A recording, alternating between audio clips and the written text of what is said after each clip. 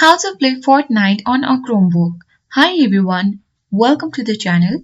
This is Rose and without further ado, let's dive right into the video. So, while Fortnite isn't officially available for Chromebook, here are some alternative methods you can try. You can use cloud gaming services. GeForce Now lets you stream Fortnite directly from NVIDIA's powerful servers to your Chromebook. You will need a GeForce Now account or stable internet connection for smooth gameplay. Once set up, you can play Fortnite without needing powerful hardware on your Chromebook.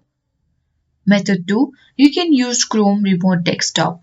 Install Chrome Remote Desktop and set up the app on a Windows or Mac computer that can run Fortnite. Install the Chrome Remote Desktop app on your Chromebook. And you can use the remote desktop to control your PC from your Chromebook.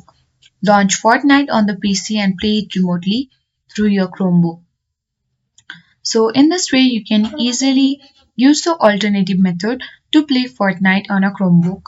I hope this guide was helpful. If it was, then do like, share, comment, and don't forget to subscribe. Thank you for watching, and I'll see you in the next video.